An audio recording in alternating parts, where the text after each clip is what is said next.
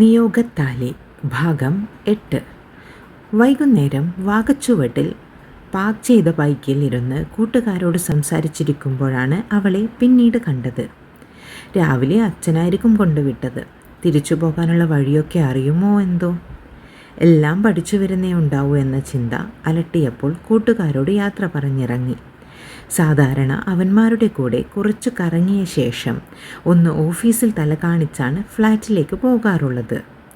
ഇന്ന് പക്ഷേ ഒന്നിനും മനസ്സ് വന്നില്ല. അവളോടൊന്ന് സംസാരിച്ചാലേ ശരിയാകും. രാവിലെ അവളുടെ കണ്ണിൽ തെളിഞ്ഞ വേദന അത് ഉള്ളം കാർന്നു തിന്നുന്നുണ്ട്.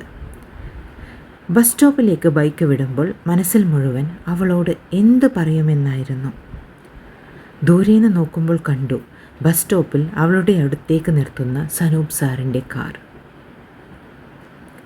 അവൾ അടുത്ത് ചെന്ന് നിന്ന് സംസാരിക്കുന്നതും ഡോർ തുറന്ന് ഉള്ളിലേക്ക് കയറുന്നതും കണ്ടപ്പോൾ തന്നെ ഉള്ളിലൊരു പിടപ്പുയർന്നു.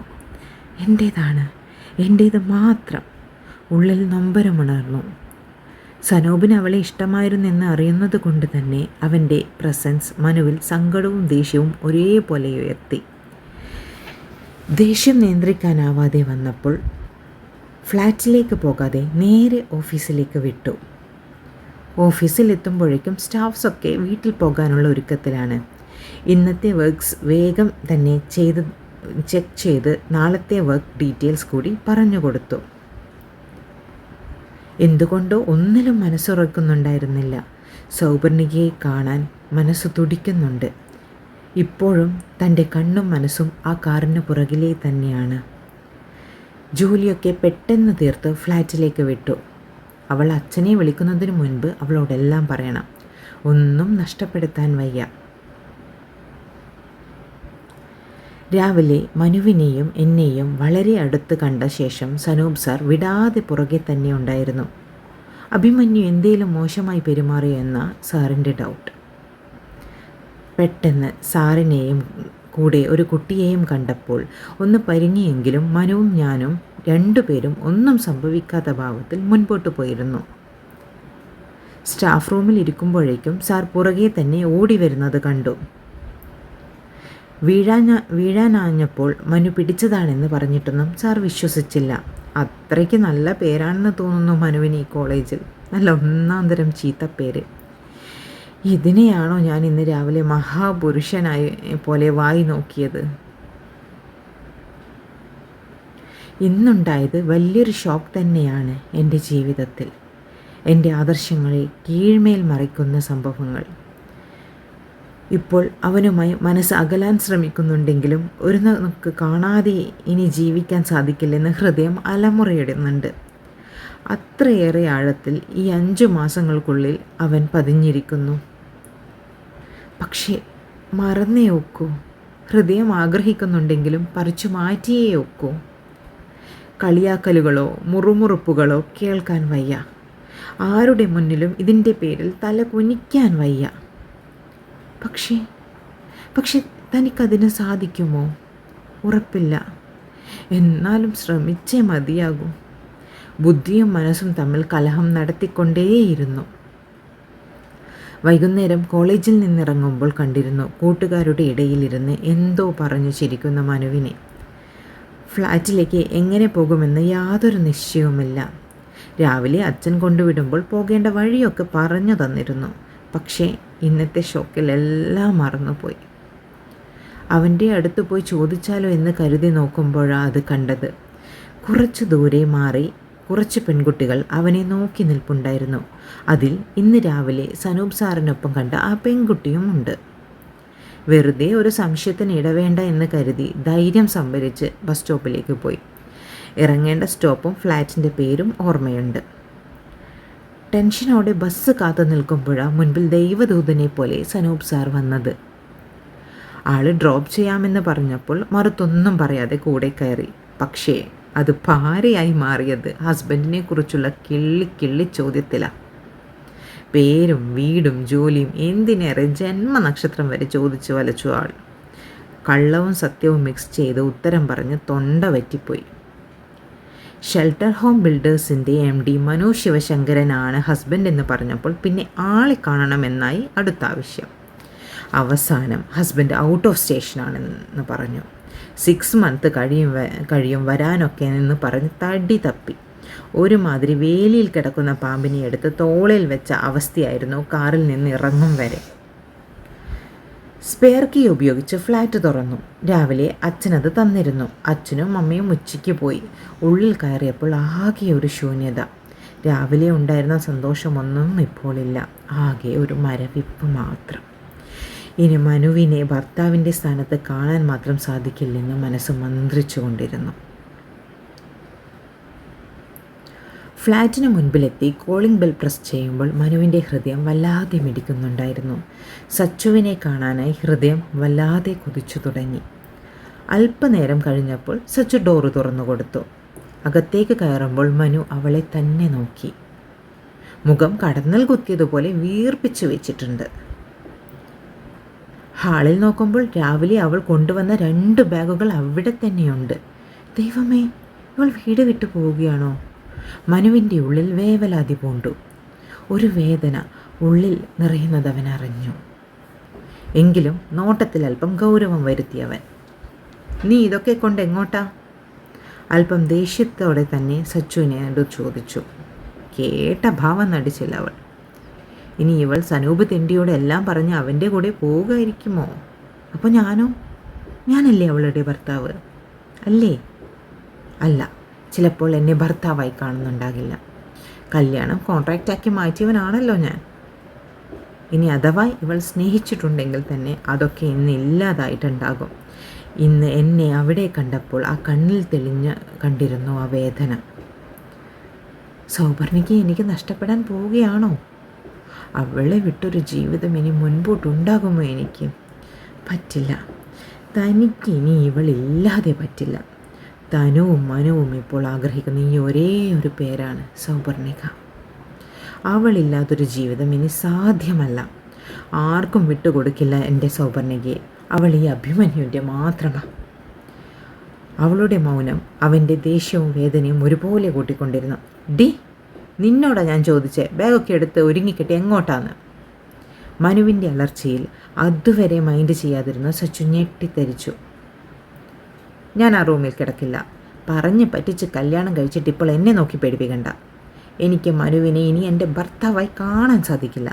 എൻ്റെ സ്റ്റുഡൻറ്റിൻ്റെ കൂടെ എന്നെക്കാളിളവൻ്റെ കൂടെ ഒരു ബെഡോ റൂമോ ഷെയർ ചെയ്യാൻ ഞാൻ ഇഷ്ടപ്പെടുന്നില്ല. ശരിക്കും ഈ ലൈഫ് പോലും ഷെയർ ചെയ്യാൻ ഞാൻ ആഗ്രഹിക്കുന്നില്ല. എനിക്ക് ആ റൂം തുറന്നതാ. അച്ഛനും അമ്മയും പോകുമ്പോൾ അത് ലോക്ക് ചെയ്ത് പോയി കളഞ്ഞു. പോകാൻ വേറൊരിടമാകുന്നത് വരെ ഞാൻ അവിടെ തന്നെ ഉണ്ടാവും.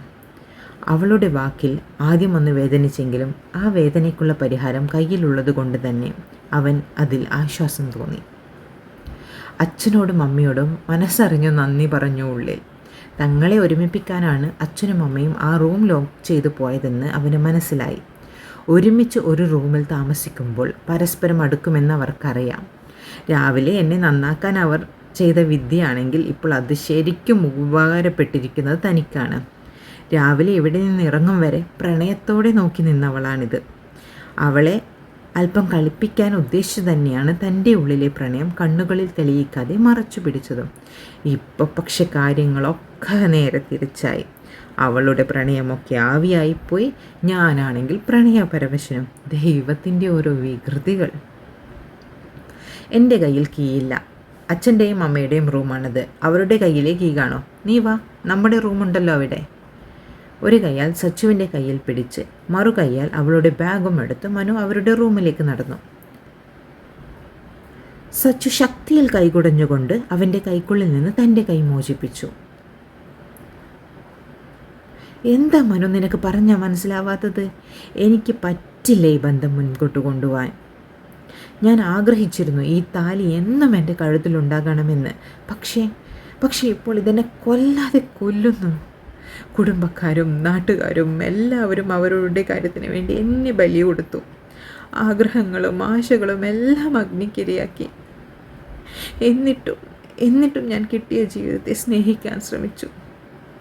ഈ താലിയെയും ഇത് ചാർത്തിയവനെയും നെഞ്ചിൽ കൊണ്ടു നടന്നു. പക്ഷേ അതും നിനക്കറിയോ മനു, സനൂപ് സാറിന് എന്നെ ഇഷ്ടമായിരുന്നു. പക്ഷേ എനിക്ക് ഒരിക്കലും അങ്ങോട്ട് അത് തോന്നിയിട്ടില്ല. കാരണം കാരണം ഒരു ഗുരുശിഷ്യ ബന്ധത്തിനൊരു പവിത്രതയുണ്ട്. ഞാനത് മാനിക്കുന്ന കൂട്ടത്തിലാണ്. എനിക്ക് ഒരിക്കലും എൻ്റെ സ്റ്റുഡൻറ്റിനെ ഒരു ഭർത്താവായി കാണാൻ സാധിക്കില്ല. പോരാത്തതിന് നീ എന്നേക്കാൾ ഇളയവനും. പക്ഷെ എൻ്റെ ഈ ഹൃദയമുണ്ടോ അത് കേൾക്കുന്നു. നിനക്ക് വേണ്ടി അത് നിന്നോട് വാദിക്കുന്നു. നിന്നെ വേണമെന്നത് വാശി പിടിക്കുന്നു. എനിക്കറിയില്ലടാ, എനിക്കറിയില്ല എന്ത് ചെയ്യണമെന്ന്. എനിക്ക് മാത്രം എന്താ ഇങ്ങനെ. സച്ചു പൊട്ടിക്കരഞ്ഞുകൊണ്ട് നിലത്തിരുന്നു. മനുവിന് അവളുടെ അവസ്ഥ മനസ്സിലാവുന്നുണ്ടായിരുന്നു. അധ്യാപകനും വിദ്യാർത്ഥിയും തമ്മിൽ വിവാഹം കഴിക്കുന്നുണ്ട്. അത് തെറ്റല്ല. കാരണം പ്രണയം തെറ്റല്ല. അത് ആരോട് വേണേലും തോന്നാം. സൗപർണികയുടെ ചിന്തകളും തെറ്റല്ല. ഗുരുശിഷ്യ ബന്ധത്തിൻ്റെ പവിത്രതയിൽ വിശ്വസിക്കുന്ന, അത് മാനിക്കുന്ന ആളുകളുമുണ്ട് നമുക്കിടയിൽ. അധ്യാപകരെ അച്ഛൻ്റെയും അമ്മയുടെയും സ്ഥാനത്ത് കാണുന്നവർ. അതൊക്കെ എന്തു തന്നെയായാലും ഞങ്ങൾക്കിടയിലുള്ള ഈ ബന്ധത്തെ അറുത്തുമുറിച്ചു മാറ്റാൻ പറ്റില്ല. എൻ്റെ ഹൃദയത്തിൻ്റെ പാതി ഞാൻ അവൾക്ക് പകുത്തു നൽകി. ഇനി ഇവളില്ലാതെ ഞാനില്ല. മനു സച്ചുവിനെ ചേർത്ത് പിടിച്ച് സോഫയിലിരുത്തി. കരഞ്ഞു അവസാനം അവളിലൊരു നേർത്ത തേങ്ങൽ മാത്രമായി. മനു അവളുടെ കൈകൾ കൂട്ടി ചേർത്തു പിടിച്ചു. എടോ, താനിങ്ങനെ ടെൻഷനാവാതെ. എനിക്ക് മനസ്സിലാവുന്നുണ്ട് നിൻ്റെയുള്ള. നീ എന്നെ ഒരുപാട് ഇഷ്ടപ്പെടുന്നുണ്ട്. അത് നിൻ്റെ കണ്ണുകൾ പറയുന്നുമുണ്ട്. നീ എൻ്റെ സാമീപ്യം ആഗ്രഹിക്കുന്നുമുണ്ട്. അത് ഈ ഹൃദയതാളം എന്നോട് പറയുന്നുണ്ട്. പക്ഷേ നിൻ്റെ കോൺസെപ്റ്റ്സ് അത് മാറ്റാനും എനിക്ക് സാധിക്കുന്നില്ല. നീ എന്നിൽ നിന്ന് അകന്നു നിൽക്കാൻ ശ്രമിക്കുന്തോറും നീ കൂടുതൽ വേദനിക്കുവാണ് സൗപർണിക. ഈ താലിയെയോ ഇത് കെട്ടിയ എന്നെയോ മറക്കാൻ നിനക്ക് സാധിക്കില്ല. തലക്കൊമ്പിട്ടിരിക്കുവാണെങ്കിലും മനു പറയുന്ന ഓരോ വാക്കുകളും അവൾ ശ്രദ്ധിക്കുന്നുണ്ടായിരുന്നു. നിൻ്റെ ഇപ്പോഴത്തെ പ്രശ്നം, നീ കല്യാണം കഴിച്ചത് നിൻ്റെ സ്റ്റുഡൻ്റാണെന്നതല്ലേ? അവൻ നിന്നേക്കാളും ഇളയതാണ് എന്നതൊക്കെയല്ലേ? അതിൽ ഒരു പ്രശ്നത്തിൻ്റെ ഞാൻ പരിഹാരം കാണട്ടെ. അത്ര നേരം മുറുകിയിരുന്ന അന്തരീക്ഷം പതുക്കെ അയയാൻ തുടങ്ങി. അവൾ തലയുയർത്തി മനുവിനെ നോക്കി. ആകാംക്ഷയായിരുന്നു കണ്ണുകളിൽ. ആ നിഷ്കളങ്കമായ നോട്ടത്തിൽ മനുവിന് വാത്സല്യം തോന്നിപ്പോയി. സച്ചുവിൻ്റെ അടുത്തേക്ക് ഒന്നുകൂടി നീങ്ങിയിരുന്നു അവൻ. ഒരു കൈയാൽ അവളെ പൊതിഞ്ഞു പിടിച്ച് നെഞ്ചോട് ചേർത്തു. എടി പൊട്ടിക്കാളി, ഞാൻ നിൻ്റെ ഭർത്താവായിട്ടാണോ സ്റ്റുഡൻ്റായത്, അതോ സ്റ്റുഡൻ്റായ ശേഷമാണോ ഭർത്താവായത്? അവൻ്റെ ചോദ്യത്തിൽ അവളൊന്ന് വിറച്ചു. ആ കൈകളിൽ നിന്ന് പുറത്തേക്ക് വന്ന് അവൻ്റെ കണ്ണുകളിലേക്ക് ഉറ്റുനോക്കി. അവളുടെ കണ്ണുകൾ നിറഞ്ഞു, ചുണ്ടുകൾ വിറച്ചു. കല്യാണം കഴിഞ്ഞ് നിൻ്റെ കെട്ടിയോനായ ശേഷം ഈ 6-ാം മാസത്തിലാണ് നീ എന്നെ പഠിപ്പിക്കാൻ വരുന്നത്. അപ്പോഴല്ലേ ഞാൻ നിൻ്റെ സ്റ്റുഡൻ്റായത്. പിന്നെ എന്തിനാടി നീ ഈ കാരണം പറഞ്ഞ് കരയുന്നത്? നിന്നെയൊക്കെ ടീച്ചറാക്കിയ ആളെ ആദ്യം തല്ലണം. ഇതുകൂടി ചിന്തിക്കാനുള്ള ബോധമില്ലേ നിനക്ക്? മനു അവളുടെ മൂക്കിൽ വലിച്ചു വിട്ടുകൊണ്ട് ചോദിച്ചു. അതെ, സത്യമാണല്ലോ. ഞാൻ എന്താ അങ്ങനെ ചിന്തിക്കാതിരുന്നേ? ഇങ്ങേരെൻ്റെ കെട്ടിയോനായ ശേഷമല്ലേ സ്റ്റുഡൻ്റായേ? അപ്പോൾ അവിടെ തെറ്റില്ല. ഇനി ഉണ്ടോ? ഇല്ല. ഉണ്ടെങ്കിലും സാരില്ല. വിതുമ്പിക്കൊണ്ടിരുന്ന ചുണ്ടുകളിൽ മന്ദഹാസം വിരിഞ്ഞു. മനസ്സിനല്പം ആശ്വാസം തോന്നി അവൾക്ക്. ബുദ്ധിയോട് പിടിച്ചു നിൽക്കാൻ മനസ്സിനൊരു പിടിവള്ളി കിട്ടിയ പോലെ. പിന്നെ നിൻ്റെ രണ്ടാമത്തെ ഇഷ്യൂ എന്താ? മനു ആലോചിക്കും പോലെ താടിയിൽ വിരൽ കുത്തി. സച്ചുവിന് വീണ്ടും ആകാംക്ഷയേറി. ഞാൻ നിന്നേക്കാൾ ഇളയതാണെന്ന്, അതല്ലേ നിൻ്റെ രണ്ടാമത്തെ പ്രശ്നം? ഓർമ്മ വന്നതുപോലെ അവളെ നോക്കി ചോദിച്ചു. സച്ചു വേഗത്തിൽ തലയാട്ടി. അതിനും ഞാനൊരു പരിഹാരം പറഞ്ഞു തരട്ടെ?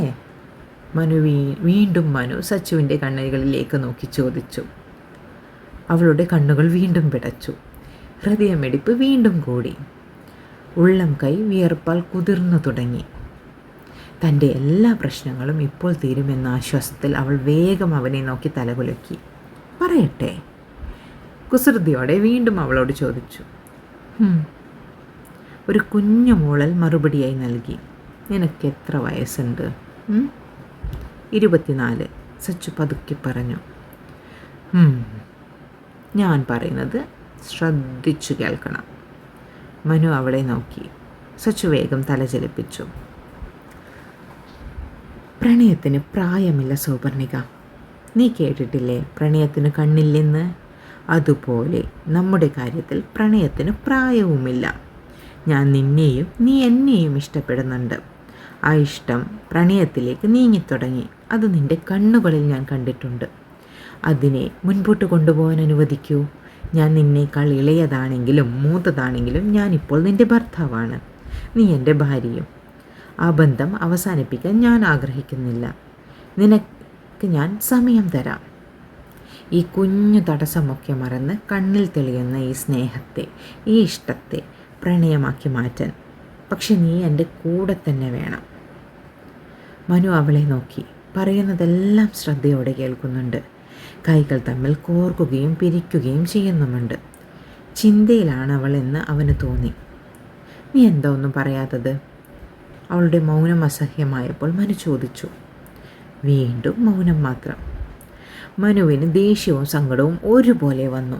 പ്രശ്നം പരിഹരിക്കാൻ ശ്രമിക്കുമ്പോൾ ഒരു ചുവട് പോലും അവൾ പിന്നോട്ട് വയ്ക്കാൻ ശ്രമിക്കുന്നില്ലെന്ന് അവന് തോന്നി. സൗപർണിക, നിനക്ക് ഇത്രയൊക്കെ ഞാൻ പറഞ്ഞു തന്നിട്ടും മുൻപോട്ട് പോകാൻ താല്പര്യമില്ലെങ്കിൽ ഇതങ്ങ് അഴിച്ചു തന്നേക്ക്. കഴുത്തിലെ അവളുടെ താലിമാലയിൽ അവൻ പിടിമുറുക്കി. അവൻ്റെ ബലത്തിൽ ആ മാല പൊട്ടിപ്പോകുമോ എന്ന് പോലും ഭയന്നു പോയവൾ. വിട് വിട് മനു. മനു എന്തായി ചെയ്യുന്നേ? ഇത് പൊട്ടിപ്പോകും. പ്ലീസ് ഇതൊന്ന് വിട്. മനുവിൻ്റെ കയ്യിൽ പിടിച്ചു വെച്ച് പറഞ്ഞിട്ടും അത് മുറുകുന്നതല്ലാതെ അയ്യൊന്നില്ല. പ്ലീസ് മനു, ഇത് പൊട്ടിക്കല്ലേ. ഇതെനിക്ക് വേണം. മേലെ പട്ടമ്മ എനിക്ക് കനിഞ്ഞു തന്നതാ ഇത്. എനിക്ക് അല്പം സമയം വേണം. എല്ലാം അംഗീകരിച്ചു മനുവിനെ സ്നേഹിക്കാൻ വേണ്ടി എനിക്ക് അല്പസമയം വേണം. Please please please Manu. അവൻ്റെ മുറുകിയ കയ്യിൽ നോക്കി ദയനീയമായി പറഞ്ഞവൾ. അവൻ്റെ കൈ അയഞ്ഞു. മര്യാദയ്ക്ക് പറഞ്ഞാൽ അനുസരിക്കാത്തവളെ അനുസരിപ്പിക്കാൻ ഈ അഭിമന്യുവിനെ അറിയാട്ടോ മോളെ. മനസ്സിൽ പറഞ്ഞുകൊണ്ട് അവളെ ചേർത്ത് പിടിച്ച് സോഫയിലേക്ക് ചാഞ്ഞു. അവളും ആ നെഞ്ചിൽ കൂടിൽ തന്നെ പതുങ്ങി. അല്ലെങ്കിലും അവനെ പിരിയാൻ അവൾക്ക് സാധിക്കില്ലായിരുന്നു. മനസ്സിലേറ്റ സംഘർഷങ്ങൾ കാരണം അവനിൽ നിന്ന് അകലാൻ ശ്രമിക്കുമ്പോഴും അവൾ കൂടുതൽ അടുക്കുകയായിരുന്നു. എല്ലാം മറന്ന് മനുവിനെ സ്നേഹിക്കണം. എന്നേക്കാൾ ഇളയവനാണ്, എന്നാലും എൻ്റെ ഭർത്താവാണ്. ആ കാരണത്താൽ ഈ ബന്ധം പിരിയാൻ തനിക്കാവില്ല. അവനെ ഇഷ്ടപ്പെട്ടു തുടങ്ങിയിരിക്കുന്നു ഈ മനസ്സ്. ഇനി മറക്കാനാവില്ല. എത്ര പേരുണ്ട് ഈ ലോകത്ത് തന്നേക്കാൾ ഇളയവനെ കല്യാണം കഴിച്ചവർ. അവരൊക്കെ സന്തോഷത്തോടെ ജീവിക്കുന്നില്ലേ? ഞങ്ങൾക്കും ജീവിക്കണം. അതിന് അല്പം സമയം കൂടി ആവശ്യമാണ്. മനസ്സിൽ കൂടിയേറിയ അനാവശ്യ ചിന്തകളെയെല്ലാം പുറത്തേക്ക് കളയണം. ആദ്യം പരസ്പരം മനസ്സിലാക്കി ഒരു ആത്മബന്ധമുണ്ടാക്കണം. എന്നിട്ട് മനസ്സ് തുറന്ന് സ്നേഹിക്കണം. ആ ചിന്തയോടെ സച്ചു ഒന്നുകൂടി ആ നെഞ്ചിൻ ചൂടിലേക്ക് പതുങ്ങി. മനുവിലും ഒരു ആശ്വാസം നിറഞ്ഞു. പിന്നെ നിനക്കേ സമയം വേണ്ടു കേട്ടോ.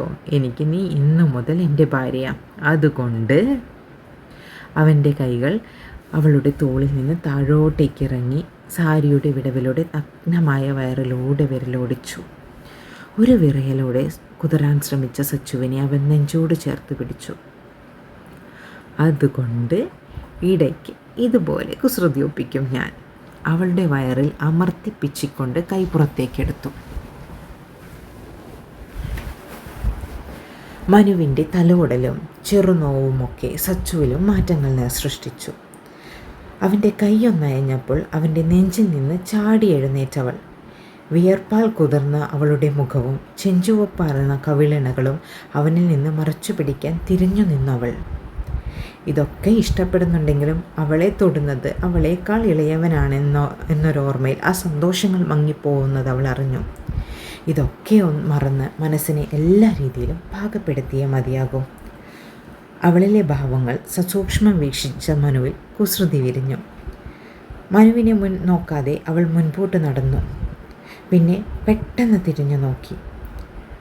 സച്ചുവിൻ്റെ പരിങ്ങിയുള്ള നോട്ടത്തിൽ അവൻ്റെ നെറ്റി ചുളഞ്ഞു. അതെ, മനു എൻ്റെ ഹസ്ബൻഡാണെന്ന് തൽക്കാലം കോളേജിൽ ആരും അറിയണ്ട. അതുവരെ അവളെ നോക്കി ചിരിച്ചിരുന്ന മനുവിൻ്റെ മുഖം പെട്ടെന്ന് മാറി. അതൊരു പകപ്പിലേക്കും പിന്നെ ദേഷ്യത്തിലേക്കും നീങ്ങി. മനസ്സിലോടി വന്നത് സനൂപിൻ്റെ മുഖമാണ്. അവൻ്റെ കണ്ണിൽ തെളിഞ്ഞു കണ്ട ഇഷ്ടമാണ്. അതെന്താ മറ്റുള്ളവർ അറിഞ്ഞാൽ? അത്രയ്ക്ക് കൊള്ളില്ലേ ഞാൻ? ഗൗരവത്തോടെ അവളെ നോക്കി മനു. ഒരു മാത്ര ആ ശബ്ദത്തിൽ അവൾ പകച്ചുപോയി. പിന്നെ അവൻ്റെ ആ ഭാവം ഒട്ടും ഇഷ്ടപ്പെടാത്തത് കൊണ്ട് തന്നെ അവളൊരു പുച്ഛം കലർത്തി ചിറികോട്ടി. കാണാൻ കൊള്ളില്ലെങ്കിൽ ഇന്ന് ഞാൻ ഇവിടെ ഉണ്ടാകില്ലല്ലോ. എൻ്റെ അച്ഛൻ കൈപിടിച്ചേൽപ്പിച്ചതും ഈ താലി എന്നെ അണിയിച്ചതും shelter home builders MD Manu ശിവശങ്കരനാണ്. അല്ലാതെ ആ കോളേജിൽ പഠിക്കുന്ന കാട്ടുകോഴി അബിയല്ല. അതുകൊണ്ട് അബി എൻ്റെ കെട്ടിയോനാവേണ്ട. മനു മതി എനിക്ക്. അവളുടെ പറച്ചിൽ കേട്ടപ്പോൾ അതുവരെ മുറുകിയ മനുവിൻ്റെ മുഖത്ത് പെട്ടെന്ന് തന്നെ കുറുമ്പ് നിറഞ്ഞു. അപ്പോൾ എന്നെ കാണാൻ കൊള്ളാമല്ലേ? ഞാൻ അത്രയ്ക്ക് ഹാൻസമാണോടി? അതായിരിക്കും അല്ലേ ആ കോളേജിലെ പിള്ളേർ എൻ്റെ പുറകിൽ നിന്ന് മാറാത്തേ. പിന്നെ എന്താ പറഞ്ഞേ? കാട്ടുകോഴിയെന്നോ? അതേടി, ഞാൻ നല്ല അസല് കോഴിയായിരുന്നു. കുറച്ച് നാളായി നന്നായതായിരുന്നു. ഇപ്പം എൻ്റെ ഭാര്യയ്ക്ക് എല്ലാം അറിയുന്ന സ്ഥിതിക്ക് ഇനി എല്ലാത്തിനും തീറ്റിയിട്ട് കൊടുക്കണം. നാളെ മുതൽ ഞാനൊരു കലക്കും മോളെ. മനു ഒരു ചിരിയോടെ 2 കൈകളും വിടർത്തി സോഫയിലേക്ക് ചാഞ്ഞിരുന്നു. അവളിൽ വിരിയുന്ന ഭാവങ്ങളൊക്കെ നോക്കി രസിച്ചുകൊണ്ട്. ആ കവിളിണകൾ വീർക്കുന്നത് കാണാൻ തന്നെ ഒരു രസമുണ്ട്. പോടാ കാട്ടുകോഴി. അവനെ നോക്കി പുച്ഛിച്ചുകൊണ്ട് സച്ചു അടുക്കളയിലേക്ക് നടന്നു. ഡി, എങ്ങോട്ടായി ഓടുന്നേ? നിൻ്റെ ബാഗൊക്കെ എടുത്ത സ്ഥലത്ത് തന്നെ കൊണ്ടുവയ്ക്കുക. എൻ്റെ ഭാര്യ എൻ്റെ റൂമിൽ കിടക്കുന്നത് എനിക്കിഷ്ടം. ചിരിച്ചുകൊണ്ട് കവിളിൽ നാവ് ചുഴറ്റി ഗോലി ഉരുട്ടിയവൻ. എന്നാലേ എനിക്ക് ഈ ഹാളിൽ കിടക്കുന്നത് ഇഷ്ടം. നേരത്തെ ചെയ്ത പോലത്തെ വൃത്തികേട് കാണിക്കാനല്ലേ റൂമിലേക്ക് ക്ഷണിക്കുന്നേ? ഞാൻ ഇവിടെ കിടന്നോളാം. എനിക്ക് എല്ലാത്തിനും സമയം വേണം, എല്ലാത്തിനും. സച്ചു ബാഗ് എടുത്ത് ഹാളിലെ ഒരു മൂലയിലേക്ക് മാറ്റി വെച്ചു. ഇതൊരു നടക്ക് പോവില്ല. അവളെ നോക്കി പിറുപിറുത്തുകൊണ്ട് മനു സോഫയിൽ നിന്ന് എഴുന്നേറ്റു. ഞാൻ നിന്നോട് പറഞ്ഞതാ നിനക്ക് സമയം തരാമെന്ന്. നിൻ്റെ സമ്മതമില്ലാതെ ഒരിക്കലും നമുക്കിടയിൽ ഫിസിക്കൽ റിലേഷൻ ഉണ്ടാവില്ല. പിന്നെ ഈ തൊട്ട് തലോടൽ, അത് നീ ഇവിടെ കിടന്നാലും റൂമിൽ കിടന്നാലും ഒക്കെ മുറയ്ക്ക് നടക്കും. അതുകൊണ്ട് പൊന്നുമോള് ഷോ ഇറക്കാതെ റൂമിലേക്ക് പോകും. പറ്റില്ലെങ്കിൽ ആ താലി ഇങ്ങ് തിരിച്ചു തന്നേക്ക്. ഒന്ന് പറഞ്ഞ് രണ്ടാമത്തേന് ഇവൻ എന്തിനായി താലി പിടിക്കുന്നത്? പിറുപിറുത്തവൾ. എന്തോന്നാ ചുണ്ടിനടിയിലിട്ട് ഇങ്ങനെ അരക്കുന്നത്? അവളുടെ പിറുപിറുപ്പ് അവൻ കാണുന്നുണ്ടായിരുന്നു. അത് ഞാൻ റൂമിലേക്ക് പൊക്കോളാമെന്ന് പറഞ്ഞതാ. മനുവിൻ്റെ ഒറ്റ വിരട്ടലിൽ അവൾ നന്നായി. ബാഗും എടുത്ത് നിലത്താഞ്ഞൊരു ചവിട്ടി സച്ചു റൂമിലേക്ക് നടന്നു. അതേ, ആ സാരി കൂടി നീ ഒന്ന് മാറ്റിക്കോ കേട്ടോ. അതൊടുത്ത് വെറുതെ എൻ്റെ കൺട്രോൾ കളയല്ലേ മോളെ. ഒരിക്കൽ എൻ്റെ കെട്ടി ഇതുപോലെ പൊട്ടിച്ചതാ നീ. അവൻ്റെ സംസാരം കേട്ട് സ്വയം ഒന്ന് നോക്കി അവളൊന്ന് ഞെട്ടി. അഴിഞ്ഞൊലിഞ്ഞ സാരിയിലൂടെ നഗ്നമായ വയറും മാറിൻ്റെ ഒരു ഭാഗവും എടുത്തു കാണിക്കുന്നുണ്ട്. തലയിൽ കൈവച്ചുപോയി സച്ചു. തുടരും. കഥ ഇഷ്ടപ്പെടുകയാണെങ്കിൽ എന്നെ സബ്സ്ക്രൈബ് ചെയ്യാൻ മറക്കല്ലേ. പിന്നെ ഇന്നത്തെ ഭാഗത്ത് ശബ്ദം വളരെ കുറച്ചാണ് പറഞ്ഞിട്ടിരിക്കുന്നത്. പുറത്തൊന്ന് പോകേണ്ടി വന്നതുകൊണ്ട് തന്നെ ഇത് റെക്കോർഡ് ചെയ്യാൻ വേണ്ടി രാത്രിയായിപ്പോയി. മകൻ കിടന്നുറങ്ങുന്നത് കൊണ്ട് തന്നെ അധികം ശബ്ദത്തിൽ എനിക്ക് റെക്കോർഡ് ചെയ്യാൻ സാധിച്ചില്ല. അതുകൊണ്ട് ഈ ഭാഗത്തിൽ വന്ന തെറ്റുകുറ്റങ്ങളൊക്കെ ക്ഷമിക്കുക. നാളെ നേരത്തെ അടുത്ത ഭാഗം പോസ്റ്റ് ചെയ്യുന്നതായിരിക്കും. എന്നെ സപ്പോർട്ട് ചെയ്യാനും അഭിപ്രായങ്ങൾ പറയാനും മറക്കരുത്. നന്ദി. Thank you. Good night.